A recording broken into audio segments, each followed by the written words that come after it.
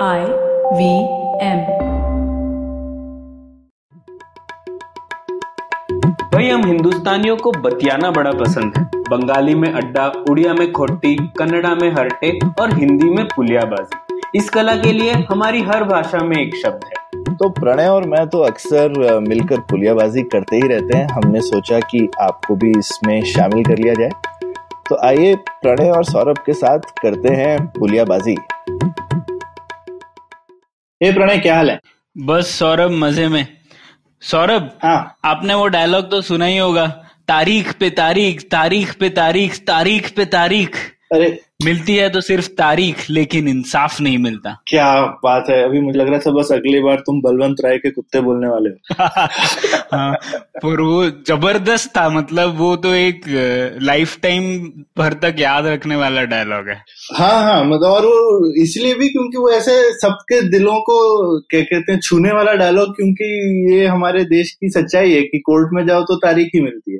एकदम। तो इसी बात पर इस बार की पुलियाबाजी में वही बात करते हैं कि हमारे कोर्ट सिस्टम को थोड़ा सा समझते हैं और ये भी जानते हैं कि ये जुडिशियल डिले, न्यायतंत्र में इतनी ढिलाई क्यों है अपने यहाँ पर, उसके बारे में थोड़ी बात करते हैं। क्यों?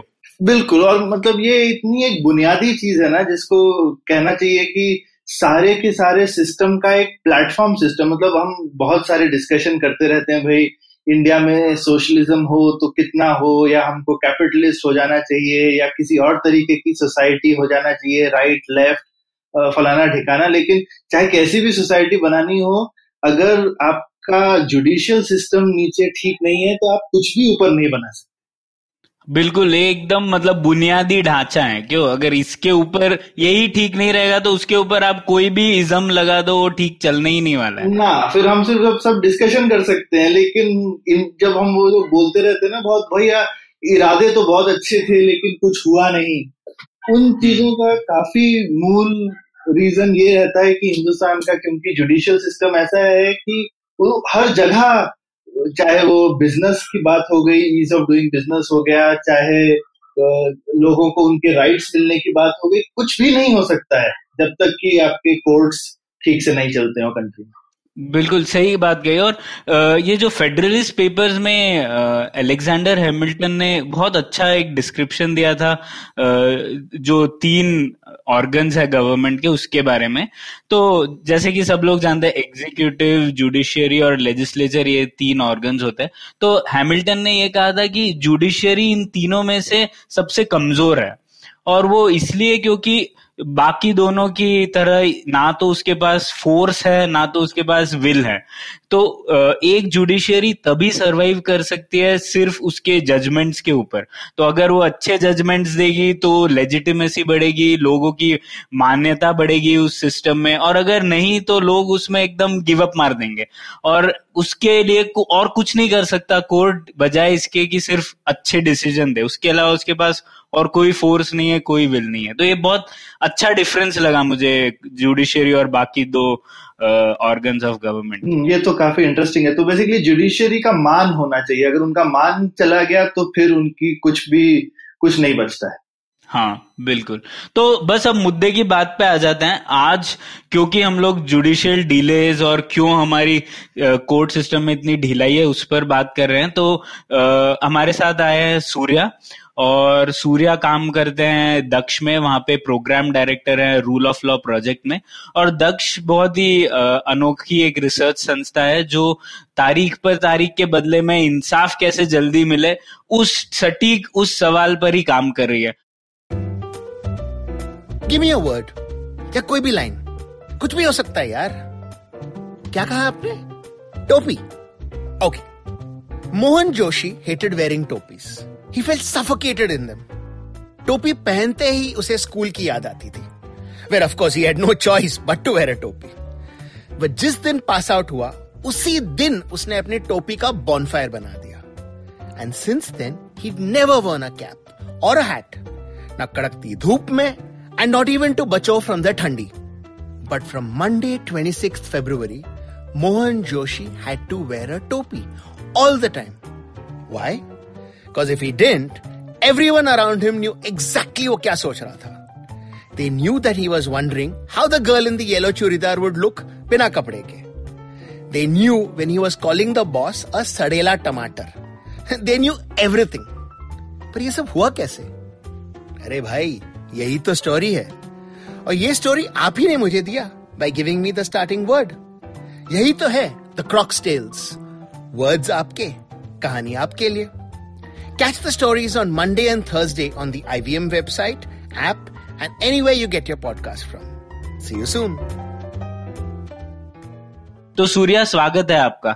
हेलो सौरभ, प्रणय. ये सूर्या, वेलकम. तो सूर्या, शुरुआत करते हैं एकदम शुरुआत से, ठीक है? तो हम लोग पहले ये बात करते हैं कि ये कोर्ट सिस्टम कैसे चलते हैं भारत में. थोड़ा इसका बैकग्राउंड दे सकते हैं आप? हाँ, जरूर. तो जैसे कि सब लोग जानते हैं, हमारा 3 टियर सिस्टम है जुडिशरी का. सुप्रीम कोर्ट तो सब लोग जानते हैं, हाई कोर्ट भी जानते हैं, लोअर कोर्ट यानी कि सबऑर्डिनेट जुडिशरी जो बोलते हैं. उसमें भी एक्चुअली बहुत सारे लेवल्स होते हैं, जैसे कि डिस्ट्रिक्ट एंड सेशंस कोर्ट या मेट्रोपॉलिटन कोर्ट हो. उससे नीचे जो भी होते हैं मुंसिफ कोर्ट तक, उसमें भी लेवल्स और हायरार्की है. मगर 3 शायद हम लोगों को ध्यान में रखना होगा जब भी हम जुडिशियल रिफॉर्म्स या जुडिशरी के बारे में बात करते हैं. तो ये सूर्य जो 3 सूर्य, लेकिन ये थोड़ा और डिटेल में समझते हैं. तो ये जो 3 लेवल हैं कोर्ट के, ये बाकी के जो हमारा तंत्र है उससे कैसे जुड़े होते हैं? तो ऐसा है क्या कि सुप्रीम कोर्ट यूनियन गवर्नमेंट से अलाइंड है और हाई कोर्ट स्टेट गवर्नमेंट से अलाइंड है, और लोअर कोर्ट जो है वो डिस्ट्रिक्ट गवर्नमेंट्स के साथ, ऐसा कुछ होता है? या कुछ उनका बजट कहाँ से आता है? मतलब ये कोर्ट्स का जो लेवल है उसका, ये बाकी का जो हमारा पूरा ढांचा है उससे उसका क्या रिलेशन है? एक्चुअली बहुत लोगों का ये गलत फहमी हो गई कि स्टेट गवर्नमेंट का और हाई कोर्ट का बहुत सारा क्लोज रिलेशनशिप होता है. एक्चुअली हाई कोर्ट का संस्था तो है, ऑर्गेनाइजेशनली एडमिनिस्ट्रेटिवली जो है वो किसी को रिपोर्ट नहीं करते. और बहुत लोगों को ये भी गलतफहमी है कि सुप्रीम कोर्ट हाई कोर्ट को कंट्रोल करते हैं. ऐसा भी नहीं है. हाई कोर्ट जो है वो इंडिपेंडेंट रहते हैं. सिर्फ जुडिशियल मैटर्स पे, क्वेश्चन ऑफ लॉ पे जब इंटरप्रिटेशन होता है, जब सुप्रीम कोर्ट एक इंटरप्रिटेशन देता है, तो तब सब लोगों को मानना पड़ता है, वो तो जरूरी है. मगर एडमिनिस्ट्रेटिवली हाई कोर्ट्स इंडिपेंडेंट रहते हैं. मगर डिस्ट्रिक्ट कोर्ट्स जो है सबऑर्डिनेट जुडिशरी, वो हाई कोर्ट्स को एडमिनिस्ट्रेटिवली भी रिपोर्ट करते हैं. थोड़ा एनालॉजी चीफ मिनिस्टर और प्राइम मिनिस्टर का हम इधर ला सकते हैं कि high court chief justice chief minister की तरह होता है, और प्राइम मिनिस्टर को तो रिपोर्ट नहीं करता एडमिनिस्ट्रेटिवली, मगर सलाह सुझाव तो देते हैं आपस में. तो ये ओके. तो फिर सुप्रीम कोर्ट एकदम अलग ही इस तंत्र में सर्वोच्चतम कोर्ट है, लेकिन एडमिनिस्ट्रेटिवली ऐसी कोई हायरार्की नहीं है. उनका बेसिकली न्याय का जो इंटरप्रिटेशन है उसमें वो सर्वोच्चतम है, बाकी उनका इतना लेना देना है. तो जो हाई कोर्ट्स हैं वो क्या अलग अलग से डिसाइड कर सकते हैं कि कोर्ट का प्रोसीजर कैसे होगा, कोर्ट कैसे चलने चाहिए? हर हाई कोर्ट इंडिपेंडेंट है क्या ये डिसाइड करने के लिए? बिल्कुल. सब हाई कोर्ट के रूल्स होते हैं अलग अलग. ये तो है कि ओवर द टाइम वो थोड़ा सिमिलर होते जा रहे हैं, मगर ये भी है कि age and due to evolution of time practices भी डिफरेंट होते जा रहे हैं. You are right, they are very independent on their own for their day to day function. और यहाँ पे मैंने ये भी सुना था सौरभ की जैसे स्पेशलाइजेशन भी अलग अलग हाई कोर्ट्स के अलग अलग हो जाते हैं. तो जैसे दिल्ली हाई कोर्ट का मैंने सुना है कि टेक्नोलॉजी रिलेटेड केसेस में उनका काफी अच्छा अभी एक्सपर्टीज हो गया है, और वो काफी इस टाइप के जो भी केसेस है उस पे वो अच्छे जजमेंट्स देते हैं. सूर्या, क्या ये सही बात है? हाँ, ये हाई कोर्ट की फोकस नहीं है, मगर ये जो होता है कि कमर्शियल और सोशल लिटिगेंट्स जो आते हैं उसके as a process of that high court का भी उसका स्पेशलाइजेशन हो जाता है. जैसे कि बॉम्बे में टैक्स मैटर्स का बहुत स्पेशलाइजेशन है, क्योंकि कंपनीज क्योंकि इतनी ज्यादा है वहां पर, इसीलिए. हाँ, और हिस्टोरिकली भी कि टैक्स मैटर्स में बॉम्बे हाई कोर्ट का स्पेशलाइजेशन रहा. जैसे आपने बोला दिल्ली का IP related matters, copyright related matters जो है उसमें स्पेशलाइजेशन है. But it is not due to high courts own choice. ये केसेस जो आता है उस तो पे वो होना डिपेंड भी होता नहीं है। चाहिए ना, क्योंकि अपने मतलब हाई कोर्ट तो उस स्टेट के सारे केसेस वहीं पर पहुंचते हैं, तो अभी हर स्टेट में हर टाइप के केस आएंगे। हाई कोर्ट को तो स्पेशलाइज नहीं होना चाहिए ना, ट्राइब्यूनल्स का काम है स्पेशलाइज होना, अगर होते भी हैं तो। बिल्कुल बिल्कुल सही बोला आप। पर ये स्टेट वाइज डिवीजन है, तो सूर्या समझ लीजिए आप कर्नाटका में और मैं सपोज महाराष्ट्र में हूँ, ठीक है, और अभी मुझे केस करना है आप पर। हाँ और मान लीजिए ये कोई आईपी रिलेटेड मैटर है, तो ऐसा भी नहीं है कि ये कोई जमीन के ऊपर है, तो केस महाराष्ट्र वाले कोर्ट में फाइल होगा या कर्नाटका वाले कोर्ट में? वो कॉन्ट्रैक्चुअली जो आपने किस इश्यू पे आपका ये विवाद है उस पे डिपेंड करेगा। वो अग्रीमेंट और कॉन्ट्रैक्ट में जैसा लिखा हुआ है उस पे भी डिपेंड होगा। मगर जनरली स्पीकिंग अगर आप मुझ पे केस डालना हो तो कर्नाटका में डालना जनरल प्रैक्टिस है मेरे हिसाब से, मगर जनरलाइजेशन करना भी मुश्किल है इस बारे में। तो यूजुअली प्रणय, मैंने जैसा देखा है जब हम लोग कॉन्ट्रैक्ट्स वगैरह साइन करते हैं तो हम हमेशा लिख देते हैं कि डिस्प्यूट की जगह क्या होगी। अच्छा, हाँ तो वो पहले से ही जो जब भी दो पार्टी आपस में कॉन्ट्रैक्ट करती हैं तो पहले ही डिसाइड कर लेती हैं कि कहाँ होगी। अगर नहीं किया हो तो फिर इट इज ओपन, मतलब फिर आप चूज कर सकते हो। अच्छा। लेकिन यूजुअली आप पहले ही डिसाइड कर लेते हो कि कहाँ करना है केस। एक्चुअली प्रणय आपने बहुत सही इम्पोर्टेंट मैटर ने अभी पकड़ा है, और जैसे सौरभ ने बोला कि कॉन्ट्रैक्ट में लिख देते हैं कि ऐसा जुरिस्डिक्शन में सेटल होगा। अगर ये प्रैक्टिस है कि आर्बिट्रेशन करे, कोर्ट में क्यों जाएं, हम लोग आपस में बातचीत कर लेते हैं ना। आर्बिट्रेशन क्लॉज जो है उसमें बिकॉज ऑफ इंटरनेशनल ट्रेड और एमएनसीज, ऐसे बहुत सारे कॉन्ट्रैक्ट्स में आउट ऑफ इंडिया जुरिस्डिक्शन का आर्बिट्रेशन अभी जारी है कि सिंगापुर में कर लो या लंदन में कर लो, क्योंकि इंडियन कोर्ट्स में उन लोगों को भरोसा नहीं है कि तुरंत विवाद होगा सेटल या डिसीजन होगा। ये बहुत इंपॉर्टेंट चीज है ध्यान रखने के लिए कि इंटरनेशनली हमारे कोर्ट्स पे commercially speaking trust is very low, very low. पहले यहाँ पे मैं एक चीज ऐड कर दूं जिनको नहीं पता, तो आर्बिट्रेशन यूजुअली चीज होती है जहाँ पे आर्बिट्रेटर के पास जाने की डिसाइड करते हैं, कोर्ट में जाने की जगह। और मेन डिफरेंस ये है कि आर्बिट्रेशन के अगेंस्ट अपील नहीं होती है, फिर जो आर्बिट्रेशन में डिसाइड हुआ आपको फैसला मानना पड़ता है।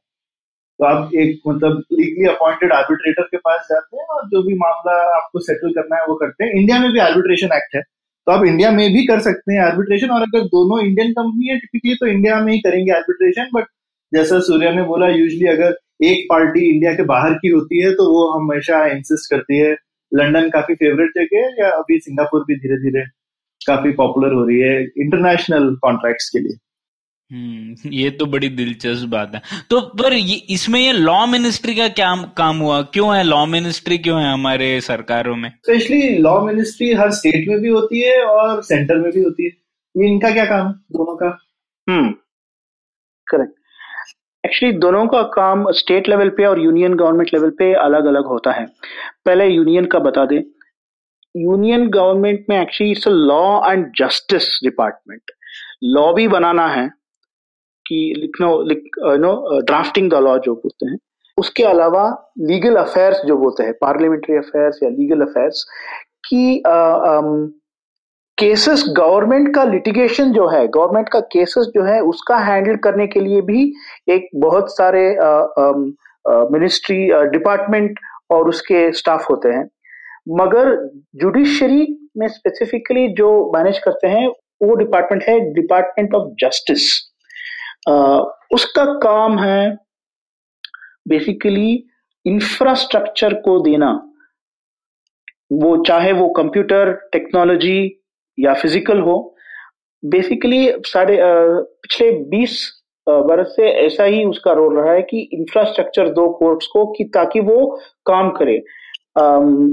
उसके अलावा for the last few years they have also been helping in vetting the appointment request. जो भी कैंडिडेट अपॉइंटमेंट को आते हैं एज जजेस ऑफ द हाई कोर्ट और द सुप्रीम कोर्ट, उसके लिए बैकग्राउंड चेक करना, फाइल प्रोसेस करना, वो भी काम department of justice, ministry of law and justice में करते हैं।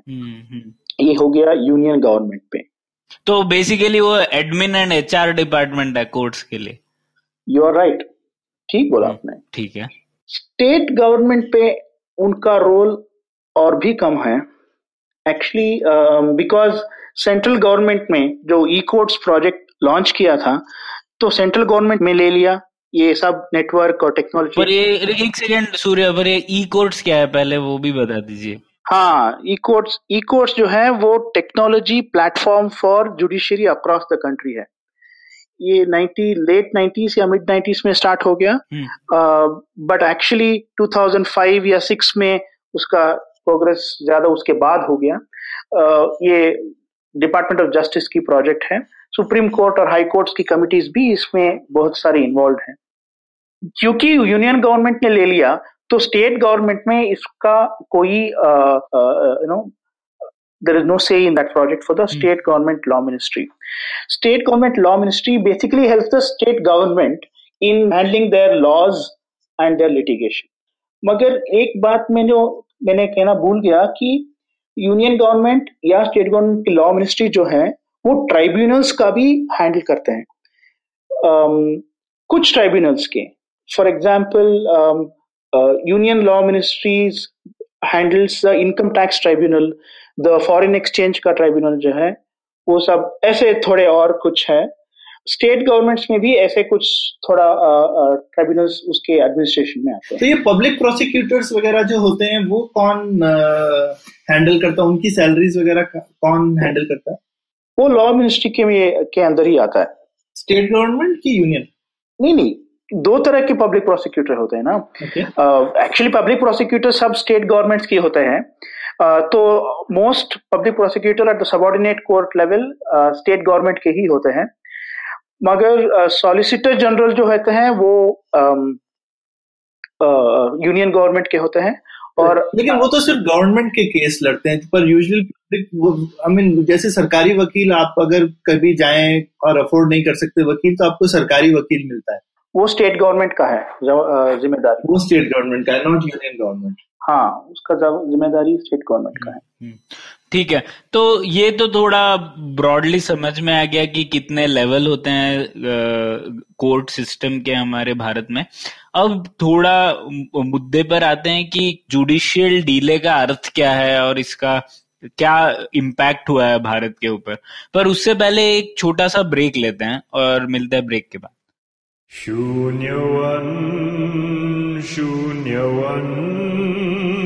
0101 A $1 billion acquisition. Another copycat startup got founded. No, the tech world in India is surely moving double the speed of this voiceover.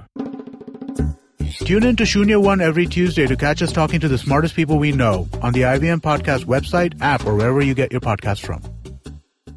ठीक है, तो वापस हम लोग आ गए हैं। तो सूर्य, अब हम लोग बात करते हैं ये जुडिशियल डीले का मतलब क्या है। थोड़ा बता सकते हैं भारत में कितने जज हैं, कितना बैकलॉग है, उसके बारे में थोड़ी बात करते हैं। और स्पेशली स्टॉक वर्सेस फ्लो, वरना नंबर्स में लोग कंफ्यूज हो जाते हैं कि भाई अभी मतलब टोटल आते जाते कितने केस हैं और हैं कितने बचे हुए। Important point. तो कुल मिला के इंडिया में सबऑर्डिनेट कोर्ट, हम ज्यादा सबऑर्डिनेट कोर्ट्स में ध्यान दें तो अच्छा है, क्योंकि सुप्रीम कोर्ट में तो ज्यादा केस नहीं है, अबाउट 50-60,000 केसेस। वो इम्पोर्टेंस ज्यादा रखते हैं मगर as a number it is not big, right. मतलब 50-60 हजार केस अभी हैं वहां पे, स्टॉक है वो। हाँ है, स्टॉक है वो सुप्रीम कोर्ट पे। कुल मिला के इंडिया में अभी शायद अराउंड 2.8 to 3 crore केसेस हैं अभी इस वक्त, राइट। एक साल में अराउंड 2.5 to 2.7 crore केसेस आते हैं और सेटल या डिसमिस या क्लोज हो जाते हैं around 2.2 to 2.5 that kind of cases. तो हर साल हम इन जनरल मतलब कुछ लगभग 30 लाख केसेस जो है एड अप कर देते हैं अपने प्रीवियस फाइल बैकलॉग के। और बैकलॉग ऑलरेडी कुछ 3 करोड़ का है, जो कि इन अ वे बैकलॉग 10% बढ़ रहा है हर साल, इसका ये मतलब है क्या? बिल्कुल ठीक कहा आपने कि हमको बैकलॉग डिसॉल्व हो नहीं पा रहा। ओके। क्योंकि हमारा इनपुट रेट जो है वो आउटपुट से हर साल लगातार ज्यादा है। ओके। ओके, तो लेकिन नंबर कुछ इस तरीके का है कि अगर पूरे हिंदुस्तान में हम सबसे जरा थोड़ी अर्ज करें कि भैया जरा एक साल शांति से बैठ जाओ, तो एक साल में सब निपट भी जाएगा। पर ऐसे पर मतलब ये मजाक की बात है, वैसा तो नहीं कि जिंदगी ठप हो जाएगी, केस आ रहे हैं क्योंकि हाँ, पर सूर्य ये नंबर बड़ा है, कम है या ज्यादा है? मतलब हम लोग 100 करोड़ की आबादी वाला देश है और उसमें से मतलब आप निकाल लीजिए 27 से कम उम्र के लोग 50% है, तो 50 करोड़ लोग हैं, उनके लिए 2 करोड़ केसेस हैं। ये आपके हिसाब से कम है या ज्यादा है? दूसरे देशों के कंपैरिजन में कैसा नंबर है ये? हाँ, हमारा हिसाब से ये कम है। अगर आप डेवलप्ड कंट्रीज को देखें या मिड इनकम कंट्रीज को देखें, तो हमारा ये लिटिगेशन लेवल जो रहते हैं या लिटिगेशन रेट, ये it is not commensurate with our development level. इसके लिए तो बहुत कारण है। हमारा सोशल स्ट्रक्चर जो है, ये केस कोर्ट जाने के लिए डरते हैं लोग। एक्चुअली हम बोलते हैं कि कोर्ट, हम केस डालना एक थ्रेट की तरह यूज करते हैं। मैं केस डाल दूंगा। ये देखिए ना, we should look at courts as somebody who will give justice. मगर हम बोलते हैं कि आपके ऊपर केस डाल दूंगा तो आप घबरा जाएंगे। तो litigation rate is lower than other countries of similar income levels. ये तो काफी इंटरेस्टिंग है सूर्या, कि मतलब अगर आपने मुझे ये नहीं बताया होता तो सुनने में तो ऐसा लगता कि भाई लिटिगेशन रेट जो है कम है तो बहुत अच्छी चीज है। हिंदुस्तानी लोग जो है ज्यादा आपस में मतलब रजामंदी से काम वाम चलाते रहते हैं और हम बाकी सोसाइटीज के जितने क्राइम इन्फेस्टेड शायद नहीं है।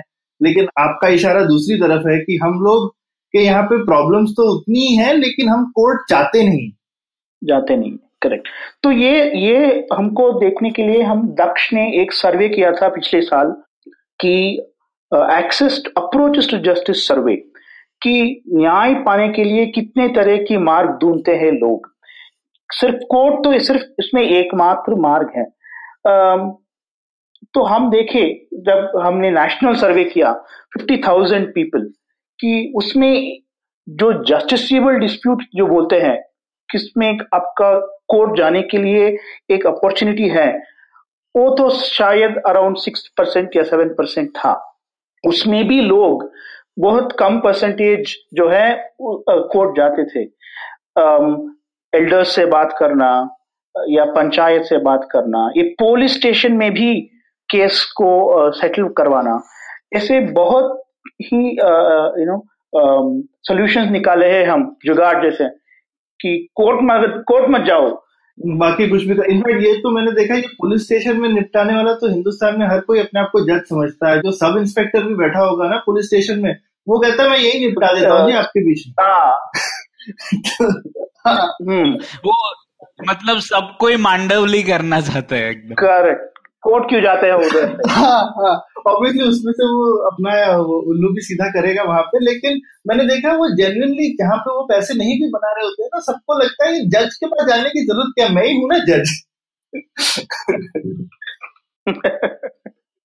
करेक्ट।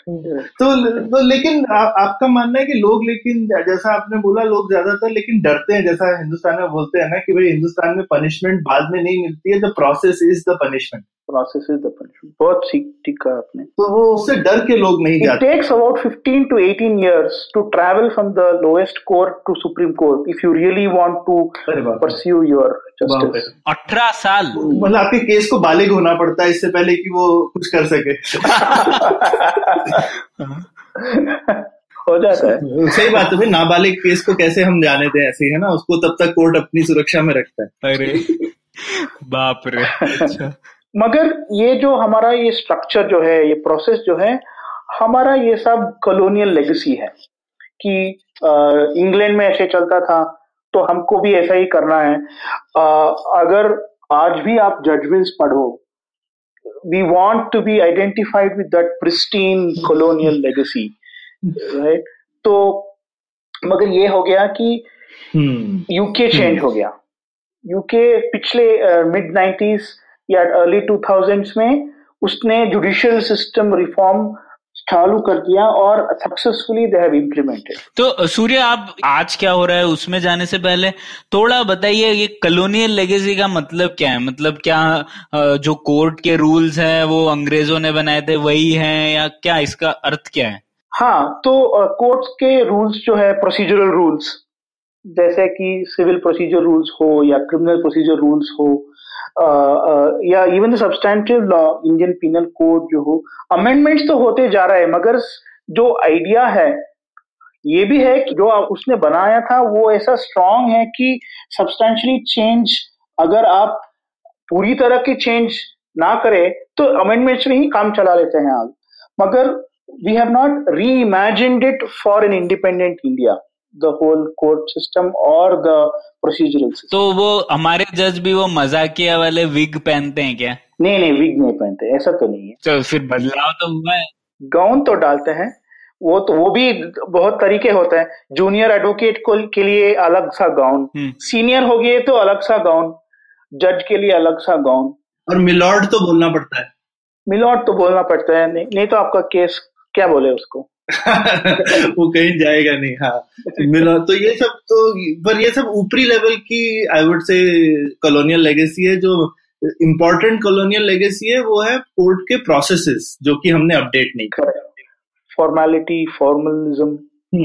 तो क्या वजह है सबसे ज्यादा जिसकी वजह से, क्या कहते हैं, जो कोर्ट इतने ज्यादा जो डिले होते रहते हैं केसेस के? तो इसके लिए एक जवाब देना मुश्किल है, क्योंकि इतने डिफरेंट तरह के केसेस आते हैं और कोर्ट्स भी सोसाइटी के एक अंग है, उससे सेपरेट तो नहीं है। तो मान लीजिए, हाँ, मैंने सुना है कि कुछ हिल स्टेशंस के कोर्ट्स जो है वो दोपहर को काम नहीं करते टिल 1 o'clock, क्योंकि सब सोने चले जाते हैं। हाँ, जो भी है वो करने जाते हैं। मगर ऐसे सोशल स्ट्रक्चर में भी, प्रैक्टिसेस में भी कोर्ट्स को रहना पड़ता है। तो एक जवाब नेशनली वैलिड नहीं होता, हम तो इसको पहले डिस्क्लेमर देना चाहिए। मगर हमारे रिसर्च के दक्ष जो है वो कई तरह के रिसर्च इस सवाल पे किए हैं। One big reason is that the institution, court जो है वो कंट्रोल नहीं करते केस के लाइफ साइकिल को। ये लिटिगेंट्स और लॉयर्स पे छोड़ देते हैं कि हाँ, आप आए, इसने बोला अभी तैयार नहीं हूं तो छोड़ दो, आपका लाओ अगले बरस। तो ऐसा लिटिगेंट्स और लॉयर्स के ऊपर ही केस चलता है। तो ये तो वो तारीख पे तारीख वाली बात आ गई। हाँ, एग्जैक्टली। और ये आपने बोला कि ये कॉलोनियल लेगेसी है, ये पुराने, क्योंकि कॉलोनियल टाइम में ऐसा था तो वो अभी तक चला आ रहा है। ये ऐसा नहीं है कि पूरी दुनिया में ऐसा हो। Absolutely not.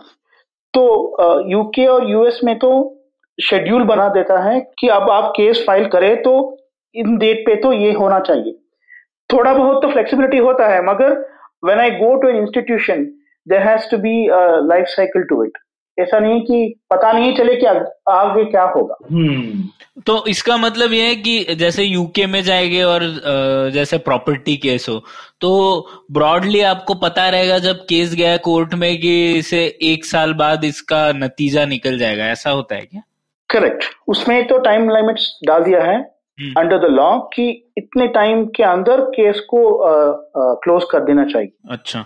मगर 1995 का एक इंडियन सुप्रीम कोर्ट का रूलिंग है, इसने बोला है कि you can not impose time limits for disposal of cases. ऐसा क्यों बोला ऐसा? Because you cannot force the judiciary or the litigants to give justice. It has to be a natural process. It is unconstitutional. उसका logic और practicality अभी test नहीं हुआ है, मगर लॉ तो एज इट स्टैंड्स नाउ वही पोजीशन है। Actually sir Ramchandra Rao versus state of Karnataka 5 bench ruling, तो सरप्राइजिंग। लेकिन ये चीज तो हम लेजिस्लेट कर सकते हैं ना कि ऐसा नहीं होना चाहिए। ये ऐसी चीज नहीं है कि जिसको पार्लियामेंट लेजिस्लेट कर सके कि भाई हम जो टाइम बाउंड हम कोर्ट सिस्टम बनाएंगे ये लेजिस्लेचर डिसाइड करेगी या सुप्रीम कोर्ट डिसाइड करेगी? ये तो 2 तरह के आंसर है इसमें कि अगर आप लेजिस्लेट करोगे अभी तो इस रूलिंग के जो प्रिंसिपल्स है उसको ये लॉ टेस्ट करेंगे, whether it passes that principles test. So as it stands you cannot pass a law. Oh okay. हाँ, तो बेसिकली इसके लिए 5 जजेस का बेंच ने रूलिंग दिया, तो 5 से ज्यादा जजेस की एक और बेंच को रूलिंग देना पड़ेगा कि ये अब वैलिड नहीं है, तभी चेंज होगा मतलब। करेक्ट। या आपको इंडिकेटिव टाइमलाइंस आप तो दे सकते हैं, आप नहीं कर सकते कि if you don't close with in 2 years this case is dismissed, ऐसा तो नहीं बोल सकते। मगर आप बोल सकते हैं कि around 2 years this case has to be closed, correct, वो तो आप कर सकते हैं। इस दिशा में तो 2002 में एक अमेंडमेंट हुआ था, आई थिंक 99 एंड 2001 इस अराउंड दैट टाइम, और वो बहुत चर्चा हो गया बार काउंसिल्स पे कि वो अमेंडमेंट था कि 3 adjournment के बाद आपको adjournment नहीं मिलेंगे। ये लॉ सीपीसी में हो गया चेंज, सिविल प्रोसीजर कोड में जो है वो अमेंडमेंट हो गया कि 3 adjournment के बाद आपको adjournment नहीं मिलेंगे। इसके ऊपर बहुत स्ट्राइक हो गया, प्रोटेस्ट हो गए और केस भी डाल दिया गया। It's important case called Salem advocates bar association case. और सुप्रीम कोर्ट ने सब देखकर बोला कि आप सिर्फ ये नहीं कह सकते कि 3 adjournment के बाद नहीं देंगे, उसके लिए एक प्रोसीजर भी होना चाहिए कि आप केस कैसे हैंडल करते हैं, उसके लिए कैपेसिटी भी होना चाहिए। This is called case management system. तो सुप्रीम कोर्ट ने दिया डिसीजन और रिपोर्ट भी दिया कि सब हाई कोर्ट्स में केस लो मैनेजमेंट रूल्स होना चाहिए। उसने तो डिसीजन दे दिया, अभी 15 साल हो गए, रूल्स तो बहुत सारे स्टेट्स अभी अनाउंस कर रहे हैं क्योंकि they have to comply with the supreme court ruling, right. कोई आरटीआई डाल दिया कि please show me how you have complied with this ruling. तो जब फॉर एग्जांपल गुजरात में 2016 में हो गया रूल्स अनाउंस फॉर 2002 जजमेंट, मगर वो सिर्फ रूल्स में ही रहता है, प्रैक्टिकली किसी स्टेट ने अडॉप्ट नहीं किया है। तो प्रॉब्लम ये है कि जज मेड लॉ या सिर्फ कुछ प्रोनाउंसमेंट देने से प्रैक्टिकली कुछ नहीं बदल सकता unless there is a capacity change at the lower. तो इसमें लॉयर लोगों का तो मुझे लग रहा है कि रोल थोड़ा सा उल्टा ही होगा। उनको तो अच्छा लगता होगा जितना लंबा केस चले उतनी कमाई फिक्स्ड है। उसका शॉर्ट टर्म थिंकिंग है तो ऐसा ही है कि केस जब ज्यादा चले, मगर studies internationally it has shown us that if you dispose of more cases you will make then more money. After a certain lag you will get more people filing cases, correct, because the trust has gone up, then you will get more business. लेकिन थोड़ा inertia रहेगा। पुराने जो lawyer हैं उनको अभी तो जैसा होता है ना, लॉयर की तो कैलेंडर बुक भर जाती है एक बार सारी हियरिंग से, उसके बाद आप फिर 5 साल कुछ करने की जरूरत नहीं है। करेक्ट। और ये भी है कि सिर्फ 20 to 30% लॉयर जो है वही वर्कलोड हैंडल करते हैं, बाकी सब जो है उसके लिए वर्कलोड बहुत कम होता है और वो तो और एक्टिविटीज में जो whether it is in the boundaries of law whatever ऐसा क्या करते हैं वो अभी उसके लिए अलग सा रिसर्च करना पड़ता है, मगर ओनली 30% वर्कलोड जो है 20 to 30% of the lawyers handle the workload of a court. बाप रे, ओके।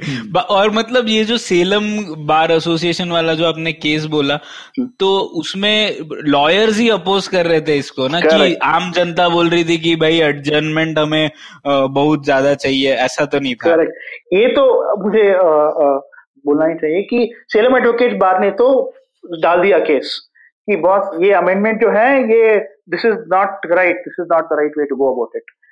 फिर उसको समझ आया कि ये थोड़ा शायद अग्रेसिव हो गया, उसने केस वापस लेने की एप्लीकेशन डाली सुप्रीम कोर्ट में। So Salem advocate bar association, supreme court ने बोला हम आपको वापस लेने नहीं देंगे क्योंकि ये नेशनल इंपॉर्टेंस केस है, हम इसको सेटल करके ही रहेंगे। तो ये भी है। वाह यार, बड़ा मजेदार है ये। ओके, और कोई कारण है क्या सूर्या? एक तो आपने बता दिया लिटिगेंट्स का कैसा बिहेवियर है और हमारे कैसे सिस्टम पूरा एडजर्नमेंट पर चल रहा है, उसकी वजह से प्रॉब्लम है। और कोई कारण है? अगर गवर्नमेंट लिटिगेशन की बात करें तो definitely government itself is a big reason for prolonging litigation or multiplying litigation. कैसे? कि जो इंटर डिपार्टमेंट लिटिगेशन जो होता है उसके लिए कोर्ट में क्यों जाएं? Between the two departments of the government उसकी अलग एक व्यवस्था होनी चाहिए जो सेटल करे, डिस्कस करे. Because of suspicion of people suspecting they come to court so that it can be done very transparently, they feel. ये भी एक कारण है.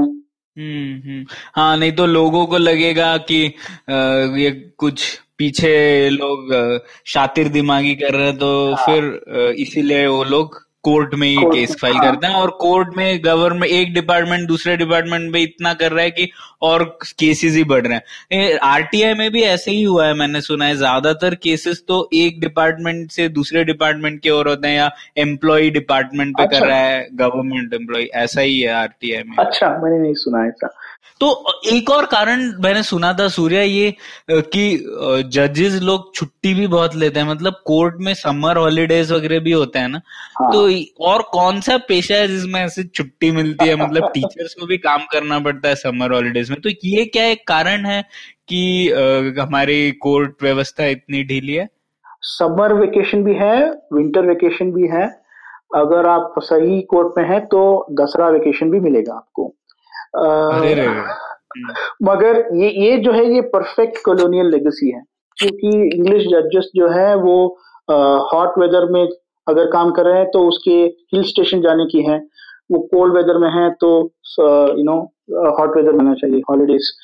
तो मगर बात ये है कि अगर डे टू डे प्रोसेसेस जो है वो ठीक से नहीं चल रहा है तो आप सिर्फ वेकेशन कैंसिल करने से प्रोडक्टिविटी इतना नहीं बढ़ा सकते, क्योंकि वो फैक्टर इन हो जाता है बिहेवियर में, चाहे वो जजेस हो या लिटिगेंट्स हो या लॉयर्स हो, कि हमारे तो पास अभी वर्क एक्सपेंस फुल टाइम जो होते हैं वो लॉजिक अप लगाएंगे. तो हमारे हिसाब से cancelling vacation will not have a significant impact on disposal rates. जैसा मतलब मैंने भी काफी बार सुना है, छुट्टी होने से पहले फटाफट केस सारे निपटा दिए जाते हैं. जजेस बेचारे देर तक काम भी कर रहे होते हैं कि अगले हफ्ते छुट्टी पे जाना है, तो शायद वो कहीं मिला करके प्रोडक्टिविटी बराबर कर देते हैं. एक्सेप्ट फॉर कि भाई नए केसेस तो एक ही रेट पे आते रहते हैं. तो वो है कि जब छुट्टियों में जो केस आएंगे they will face a problem. तो फ्लो तो आई एम श्योर थोड़ा कंटिन्यूसली नहीं हो पाएगा मैनेज, पर जैसा आपने कहा शायद सिग्निफिकेंट इम्पैक्ट नहीं होगा. इम्पैक्ट होगा पर जैसा पब्लिक परसेप्शन में है कि यही एक रीजन है, वैसा नहीं है एक्चुअली. पर सौरभ, ऐसे वो जैसे जल्दी निपटा रहे हैं केस, छुट्टी है इसलिए, तो उसमें भी गलत डिसीजन होने की ज्यादा संभावना नहीं होगी. मुझे लगता है क्वालिटी वही रहता है. मैंने देखा वो जल्दी जो है usually they just work harder also. मतलब देर तक बेचारे काम करते रहते हैं. करेक्ट. तो मुझे राइट टाइम टू टेल कि जो भी मैंने देखा है, जजेस work really hard. They work on weekends, they work late at night. बहुत हार्ड वर्क तो करते हैं. क्लैरिफाई मुझे करना है कि वेकेशन जब बात आए तो सिर्फ वो हाई कोर्ट्स और सुप्रीम कोर्ट के लिए है. सबऑर्डिनेट कोर्ट्स के लिए उतना ज्यादा वेकेशंस नहीं है. अक्रॉस द कंट्री देखें, कुछ लोकेशंस में geographically because of weather conditions subordinate court के लिए वेकेशंस होते हैं, मगर if you talk about the bulk of the judiciary, they don't have the vacations that we generally associate with judiciary. Interesting. ठीक है सूर्या, तो अब समझ में आ गया कि क्या कारण है. और कोई कारण बोलना चाहेंगे आप कि ये कवर हो गए अपने सब कारण? तो मुझे एक बोलना था, पहले भूल गया, कि जज स्ट्रेंथ जो है, ये बहुत लोगों का मानना है कि we don't have enough as many judges as we should have. We should have 20,000 judges, 20 to 21,000 judges. We have only 15 to 16,000 judges. So 25% vacancy हमारी सबऑर्डिनेट कोर्ट्स की जुडिशरी में है. बहुत लोगों का ये मानना है कि ये कारण है बहुत डिले के लिए, जुडिशियल डिले के लिए, because there is so much workload on a single judge. They don't have time to take it up They don't have time to give attention to the cases to dispose of them fast. ये बहुत लोगों का मानना है. This is partially true हमारे दक्ष के research के बारे में मुताबिक, क्योंकि जज का एक सिटिंग टाइम जो होता है इन अ डे, से 6 hours to 7 hours, उसमें 35 to 40% of the time is actually spent on very routine administrative tasks that don't need a judge to be doing it. जैसे इसको नोटिस इश्यू करो, इसको समन्स दूसरी बार भेजो, तीसरी बार भेजो. अगर आप आज रेडी नहीं है, ठीक है, आप अगले महीने इस तारीख को आइए. कैलेंडर डिसाइड करना भी जज सिटिंग टाइम पे कर रहा है. सच अ प्रीशियस, हमारा ये स्टैंडर्ड कंपैरिजन है और ग्लोबली ऐसा ही है कि जज और एक्सपर्ट सर्जन को इस एक ही लेवल पे मानते हैं कि अगर आप एक्सपर्ट सर्जन को देखें तो वो ऑपरेशन थिएटर में जब आएंगे तो सब तैयार रहता है. उसको तो सिर्फ उधर कट करके जो भी सुचर्स जो भी है, very small specialised roles are given to this expert surgeon. मगर हमारे जज साहब जो हैं वो सब काम करते हैं, तो उसका वेस्टेज ऑफ टाइम, वो नर्स का भी काम कर रहा है, सर्जन का भी काम कर रहा है, सबका. सबका. तो ये वेस्टेज जो है डेली प्रोसीजर्स में, अगर आप इसके तरफ ध्यान दें, कैसे वेस्टेज रिड्यूस करें, एफिशिएंसी बढ़ाए, तो प्रोडक्टिविटी जब बढ़ जाएगा तो डिस्पोजल ऑफ केसेस ऑटोमेटिकली बढ़ जाएंगे. जैसा, और इसमें लोगों को सिर्फ लगता है कि ठीक है, जैसे जो तारीख वाली बात है कि एडजर्नमेंट हुआ तो सिर्फ वो एक केस की बात है, लेकिन ऐसा नहीं है. वो एक एडजर्नमेंट जो है वो सारा शेड्यूल खराब कर देता है. क्योंकि मतलब I had a bad luck to be in court a few times, और वहां पे जाके अगर आप देखो तो जज जो है वो उसके पास जो उनका एक क्लर्क होता है वो एक फाइल दे देता है कि जो ऑर्डर होता है केस की लिस्टिंग का, आपको पहले जाके केस लिस्ट कराना होता है. उसके बाद मैं देख रहा था मतलब कुछ 70-80% जो है बस लोग आते हैं और नई डेट मांग के चले जाते हैं. अब मतलब वो जज का ऑलमोस्ट 40-50% टाइम सिर्फ ठीक है अगली डेट, आपस में बात करना. अरे ये छोटा सा मामला जिसमें यूजुअली दोनों पार्टी एग्री भी करी हुई होती हैं, तब भी जज को इन्वॉल्व होने की क्या जरूरत है. बिल्कुल ठीक है. तो ये तो कैलेंडरिंग का काम करना पड़ रहा है जज को, मतलब. हाँ, ये तो आज की डेट में ऑटोमेट हो जाना चाहिए, पर एटलीस्ट ठीक है किसी जूनियर क्लर्क को या किसी एडमिनिस्ट्रेटिव ऑफिसर को भी दिया जा सकता है ये काम. एक्चुअली राइट टाइम पे आपने बोला है कि जूनियर लोगों को ये सब एडमिनिस्ट्रेटिव प्रोसीजरल टास्क जो बोलते हैं उसको करना चाहिए. मगर हम रिसेंटली जब हम बैंगलोर कोर्ट्स के रिसर्च कर रहे हैं, हमने देखा जब हार्ड नंबर्स देखे कि सपोर्टिंग स्टाफ में कोर्ट्स में 50% वैकेंसी है. ओह बाप रे. तो जजेस में 25 है तो और सपोर्टिंग में 50%. मैं तो शॉक हो गया कि ऐसे कैसे. क्योंकि गवर्नमेंट जॉब है, almost equivalent to government job, better than a government job. लोग क्यों नहीं आ रहे हैं? इसका तो अभी हम आगे जब रिसर्च करेंगे तो पता लगेगा कि क्यों फिलअप नहीं हुआ. एक तो हम बोल सकते हैं कि ये सैंक्शन स्ट्रेंथ जो आपने उसके ऊपर कैलकुलेट करते हैं वैकेंसी, वो शायद साइंटिफिक नहीं है. अगर आपको 100 रिसोर्सेज चाहिए, आपने 200 बोल दिया और आपको सिर्फ 80 मिला रिसोर्सेज, तो it is not 120 vacancy, it is 20. ये कारण हो सकता है, and to some extent it may be right. Magar 50% support staff, there is vacancy in Bangalore. पर ये सूर्य ऐसा अलग नहीं है ना, जैसे पुलिस के बारे में भी वैसे ही कह सकते हैं.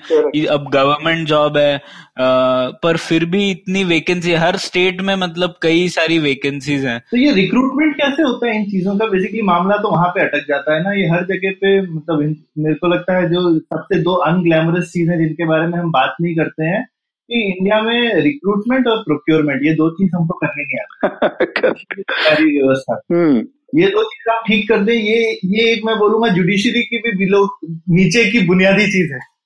उसके बिना देखिए अपना जुडिशरी भी नहीं चला सकते. अगर आपको रिक्रूटमेंट करना नहीं आता और प्रोक्योरमेंट करना नहीं आता तो आप कोई भी डिपार्टमेंट कैसे चलाओगे?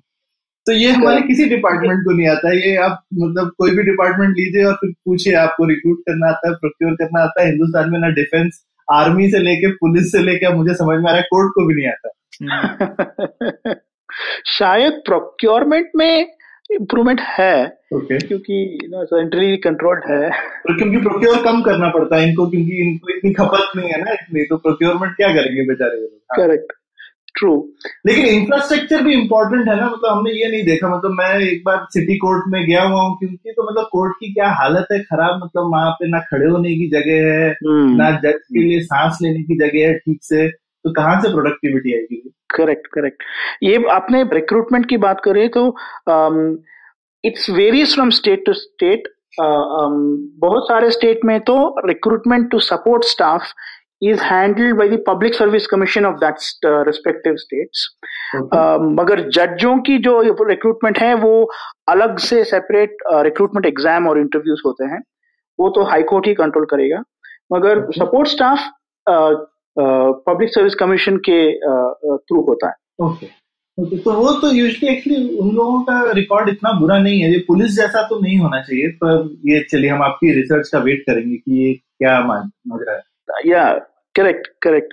Is it people are not applying कि क्या कोर्ट में? नहीं, ऐसा नहीं। हिंदुस्तान में चपरासी की नौकरी के लिए पीएचडी लोग अप्लाई करते हैं, तो क्या बात है। हाँ, वो मैंने देखा दे रेलवेज का। हाँ, तो फिर ये तो मतलब हिंदुस्तान में जहाँ इतने जॉब्स की कमी है, मैं तो नहीं मान सकता कि कोर्ट का जॉब जो है, जो सरकारी नौकरी के इक्विवेलेंट है, वो लोग नहीं अप्लाई करेंगे।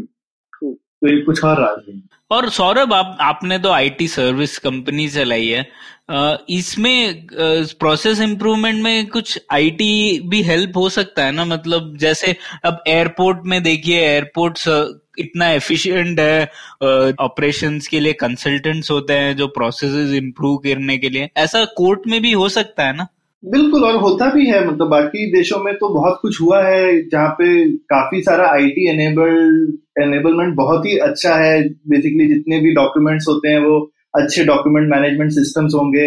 आपको ये फाइलें ढोनी नहीं पड़ती हैं इधर से उधर ले जाने के लिए, और सब कुछ मुझे पूरा विश्वास है हिंदुस्तान में अभी भी अच्छे डॉक्यूमेंट मैनेजमेंट सिस्टम्स नहीं होंगे, जिसमें आप डिस्कवरी प्रोसेसेस उतने अच्छे नहीं होंगे जैसे कि बाकी देशों में है।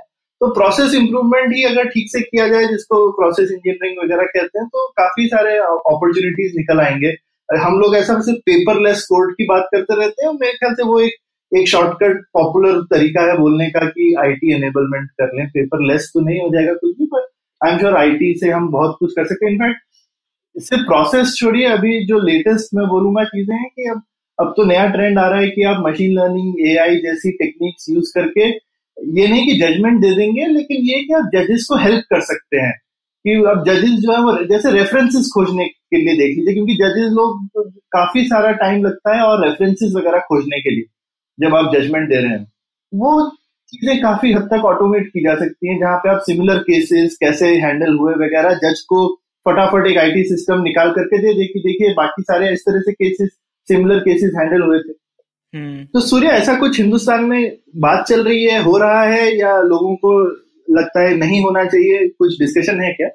अभी पिछले 2-3 महीने से कुछ डिस्कशन शुरू हो गया कि एआई को कैसे यूज कर सकते हैं जुडिशरी।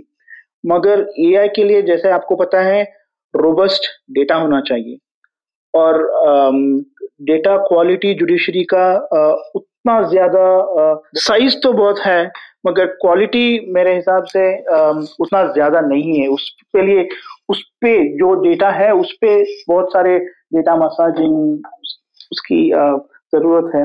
मगर एआई तो बहुत दूर की बात है। पहले हम डैशबोर्ड्स तो यूज करें।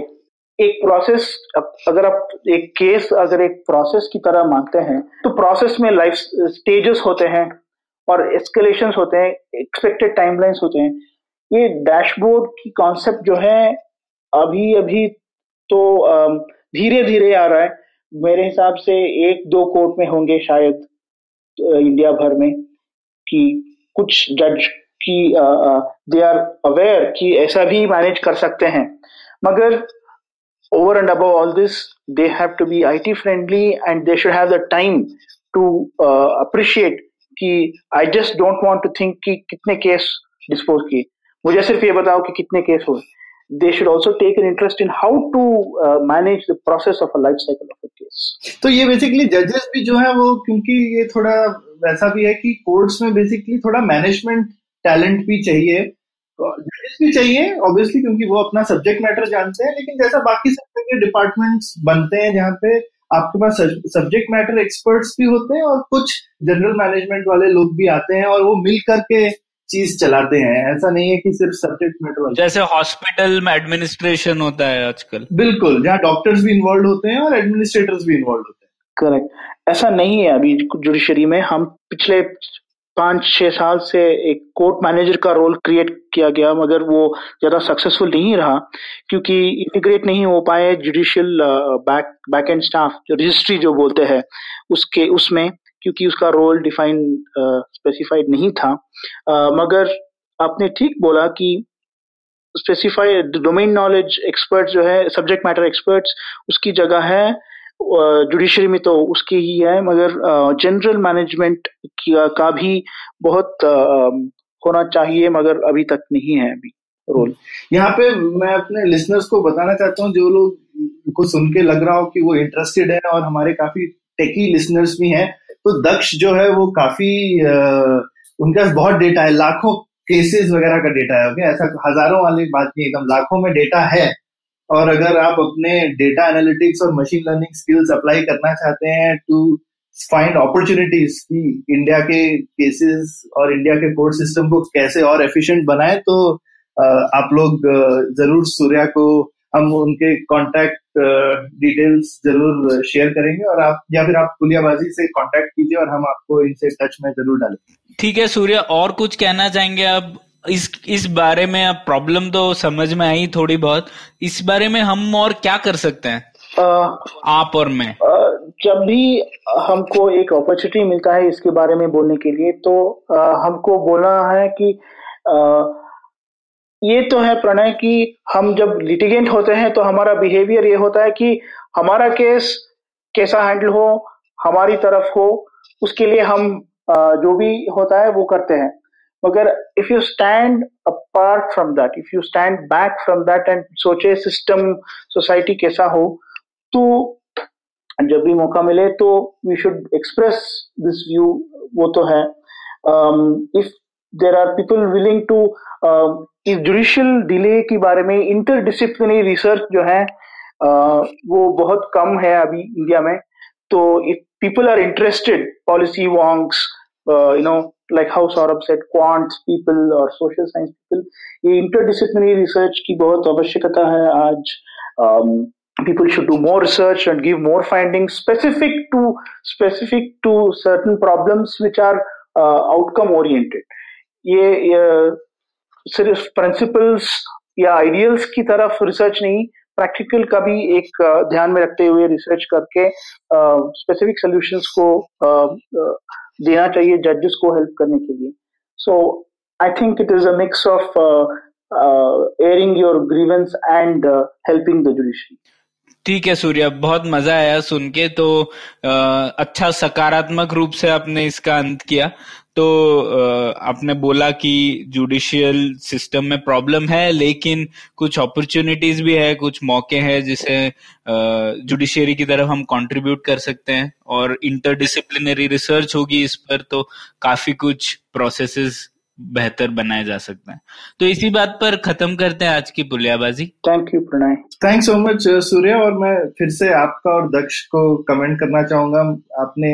दक्ष ने एकदम काफी मूलभूत और काफी फंडामेंटल प्रॉब्लम को पकड़ा हुआ है और बहुत ही इनोवेटिव रिसर्च कर रहे हैं.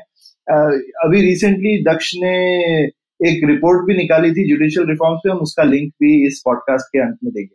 Thank you so much. धन्यवाद. Thank you. तो उम्मीद है आपको मजा आया. पुलियाबाजी में शामिल होने के लिए हमसे मिले puliyabazi@gmail.com या फिर @puliyabazi ट्विटर पर. फिर मिलेंगे अगली Puliyabaazi. Every week comes a show where 3 people come together to tell you about stuff they like. A movie, a TV show, a book, and other stuff. Tune in every Monday on the IVM Podcast app to IVM Likes. Batman approves this message. Thank you, Batman. Hello there, my name is Naveen Narona, and as a gay person in India, I get asked a lot of stupid questions. Beta, is it LGBT or eligibility? How do two men procreate? Bro, is Grindr better than Tinder or what? We answer all these questions and much more on my podcast, Keeping It Queer, where I talk to individuals from the LGBT community in India and learn about their personal stories. Catch all the episodes on the IVM Podcast app or any other podcasting app you like. Till then, keep it queer.